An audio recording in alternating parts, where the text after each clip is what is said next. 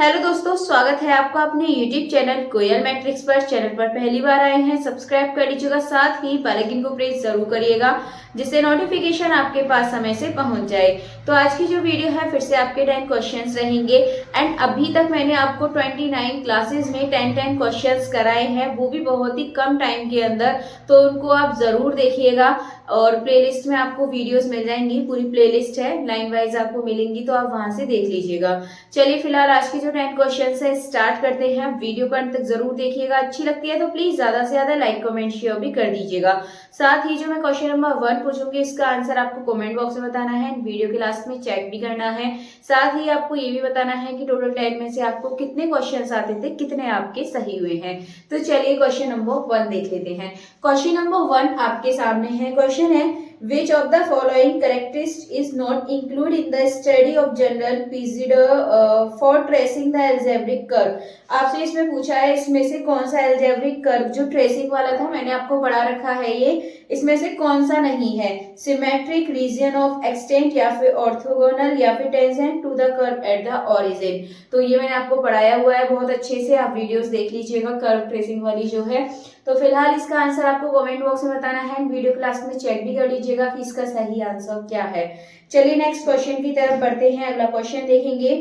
Next question है which of the following is not an example for curve symmetric about Y axis. इसमें आपको बताना है इसमें से कौन सा एग्जांपल वाई एक्सिस के अबाउट नहीं है।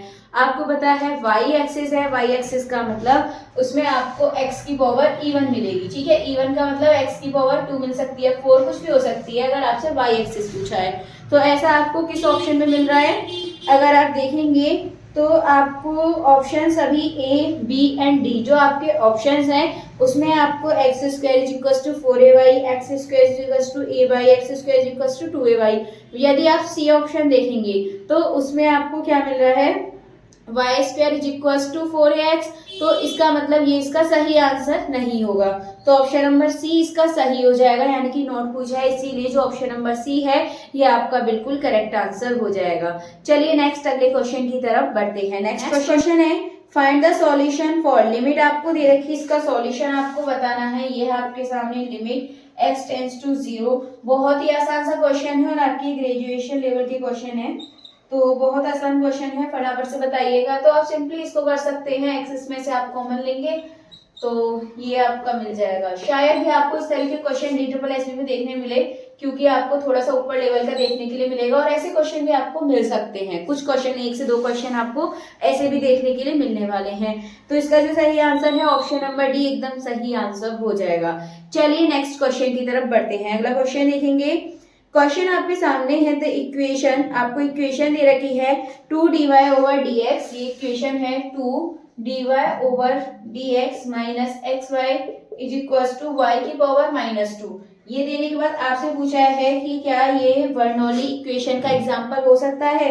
तो आपको पता है बर्नौली इक्वेशन क्या होती है आपकी, dy/dx plus px into y is equal to qx y की पावर 1, कुछ इस तरीके से आपकी होती है।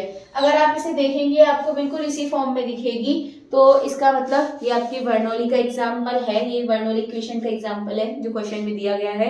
तो इस हिसाब से इसमें ऑप्शन आपके पास 2 ही हैं, फॉल्स ट्रू। अब आपको इस तरह के क्वेश्चन कुछ अलग से दे सकते हैं 4 ऑप्शन बना के, फिलहाल मैंने इसके 2 ऑप्शन आपके सामने रखे हैं।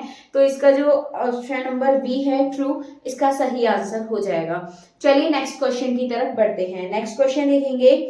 क्वेश्चन है while solving a partial differential equation using a variable separable method we equate the ratio to constant which। इसमें हम क्या इक्वेट करते हैं, किसका रेशियो इक्वेट करते हैं पार्शियल डिफरेंशियल इक्वेशन के लिए, जिसमें सेपरेबल वाला वेरिएबल सेपरेबल करते हैं। कैन बी पॉजिटिव और नेगेटिव इंटीजर और 0, या फिर कैन बी पॉजिटिव और नेगेटिव रेशनल नंबर और 0, या फिर must be a positive integer, या फिर must be a negative integer. तो इसका जो सही आंसर है ये हो जाएगा आपका option number B, can be positive और नेगेटिव रेशनल नंबर और 0। तो इसका सही ऑप्शन है ऑप्शन नंबर बी। चलिए नेक्स्ट क्वेश्चन देखेंगे। नेक्स्ट क्वेश्चन है when solving a dimensional wave equation using a variable separable method we get the solution if. ठीक है, हमें सॉल्यूशन कब मिलेगा, केस पॉजिटिव या फिर केस नेगेटिव या फिर k इज 0 या फिर k कैन बी एनीथिंग। तो सही आंसर है k इज नेगेटिव। तो option number B k is negative बिल्कुल सही आंसर हो जाएगा। चलिए नेक्स्ट क्वेश्चन की तरफ बढ़ते हैं। नेक्स्ट क्वेश्चन है which of the following is the residue. आपको रेजिड्यू बताना है। बहुत आसान क्वेश्चन है, मैंने आपको ऑलरेडी इस तरीके क्वेश्चन कल ही कराया था, तो आप आराम से इसका आंसर बता सकते हैं। तो फटाफट से बताइएगा आंसर इसका। ये आपके सामने F Z is equal to Z square और Z minus two Z plus one का होल स्क्वायर, और जहां आपको दे रखा है Z is equal to two, तो आपको क्या करना है Z is equal to two और यहाँ पे आप जेड माइनस टू कर दीजिए इसमें मल्टीप्लाई ऊपर। तो ये आपको यहाँ पर मिलेगा इस तरीके से, यहाँ से कैंसिल आउट हो जाएगा। अब आपको इतना करना है जेड स्क्वायर नहीं, जेड की जगह आप क्या लगा दीजिए टू, तो टू का स्क्वायर यानी कि 4, यहाँ 2 लगेगा, 2 प्लस 1 3 का स्क्वायर 9, ये आपको आंसर मिल जाएगा 4/9, यानी कि जो ऑप्शन नंबर ए है 4/9 बिल्कुल सही आंसर हो जाएगा। चलिए नेक्स्ट क्वेश्चन की तरफ बढ़ते हैं। नेक्स्ट क्वेश्चन भी आपका इसी तरीके का है which of the following is the residue of, residue निकालना है इसका भी, और इसमें आपको क्या दे रखा है, यहाँ पर थोड़ा सा चेंज दे रखा है क्वेश्चन में, इसमें आपको z इज इक्वल टू 1 पे निकालना है। तो क्वेश्चन है आपके सामने z प्लस 1 और ये आपके सामने z माइनस 1 और z plus 2 at z is equal to 1, ठीक है, इस पे निकालना है। तो इसके लिए आप क्या करेंगे, यहाँ पर z इज इक्वल टू, तो z माइनस हो जाएगा, ये आप इधर मल्टीप्लाई कर दीजिए, तो ये मिलेगा आपको z माइनस 1 z प्लस 2, ये आपका कैंसिल हो जाएगा। सिंपली आप z की जगह पे 1 पुट कर दीजिए, 1 z की जगह 1 करेंगे, 1 और 1 2, यहाँ पर 1 करेंगे, 1 और 2 3, 2/3 इसका सिंपली आंसर आ चुका है। तो इसका जो ऑप्शन नंबर ए है 2/3 एकदम करेक्ट आंसर हो जाएगा। चलिए नेक्स्ट क्वेश्चन की तरफ बढ़ते हैं। एंड नेक्स्ट क्वेश्चन है आपका if AT and BT be any two linear differential equation and x and y be any two non-zero constant, then which of the following option is applicable to make these two equation linear independent। इस तरीके का question आपसे पूछा जाता है, तो जिसमें आपका नॉट इज इक्वल टू दिख रहा है, तो देखेंगे आप ऑप्शंस में, ऑप्शंस आपके सामने हैं।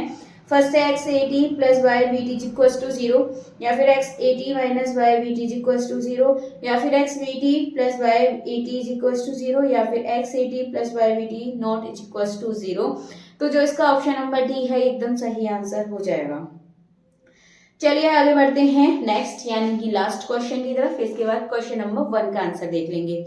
क्वेश्चन है which of the following is not non homogeneous equation. आपको बताना है इसमें से कौन सी नॉन होमोजीनियस इक्वेशन है। ऑप्शन आपके सामने है, तो सबसे पहले आप चारों ऑप्शन देखिए और इसमें आपको नॉन होमोजीनियस इक्वेशन बतानी है। तो नॉन होमोजीनियस इक्वेशन निकालने के लिए आप क्या करेंगे, नॉन होमोजीनियस इक्वेशन कैसे पता लगाएंगे हम, यहाँ पर इसकी डिग्री को देखकर, ठीक है। तो यहाँ पर डिग्री यदि 1 है तो क्या हो जाएगी, नॉन लीनियर इक्वेशन 1 से ज्यादा हो जाएगी तो नॉन लीनियर इक्वेशन। यदि आप ऑप्शन नंबर सी देखेंगे, सी में आपको इज इक्वल टू में क्या है एक्स स्क्वायर वाई स्क्वायर, यानी कि यहाँ पर एक्स की पावर 2 है, वाई की पावर 2 है, यानी कि दो पावर आ रही है तो डिग्री 2 हो जाएगी इस हिसाब से। तो ये आपकी लीनियर नहीं है, बाकी आप देखेंगे सभी में लीनियर इक्वेशन मिलेगी, बट ऑप्शन सी में आपकी नॉन लीनियर हो जाएगी। तो इसका जो ऑप्शन नंबर सी है ये आपका बिल्कुल सही आंसर हो जाएगा।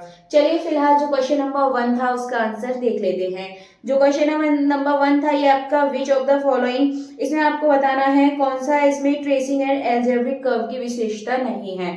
तो आपको पता है symmetric, region, asymptote, origin, tangent to the curve at the origin, या फिर मैक्सिमा मिनिमा, ये सब इसकी होती हैं लेकिन ऑर्थोगोनल नहीं होता है। तो इस हिसाब से जो इसका ऑप्शन नंबर सी है ऑर्थोगोनलिटी इसका सही आंसर हो जाएगा। तो ऑप्शन नंबर सी इसका एकदम करेक्ट आंसर है। चलिए आज के 10 क्वेश्चंस हो चुके हैं एंड जो ये सभी क्वेश्चन हैं बहुत ही ज्यादा चांसेस हैं इस तरीके के क्वेश्चन या फिर आपको इसमें से भी ये इस तरीके के क्वेश्चन आपसे पूछे जा सकते हैं, इसलिए आप इनको अच्छे से करिएगा। एंड अगर आपको सीरीज अच्छी लग रही है तो प्लीज ज्यादा से ज्यादा लाइक कमेंट शेयर भी कर दीजिएगा। चलिए फिलहाल आज के जो क्वेश्चन है इनको यहीं पर फिनिश करते हैं, मिलते हैं हमारी नेक्स्ट वीडियो में आगे की न्यू क्वेश्चन के साथ। तब तक के लिए आप जितना हो सके प्लीज ज्यादा से ज्यादा वीडियो को लाइक कमेंट शेयर कर दीजिएगा।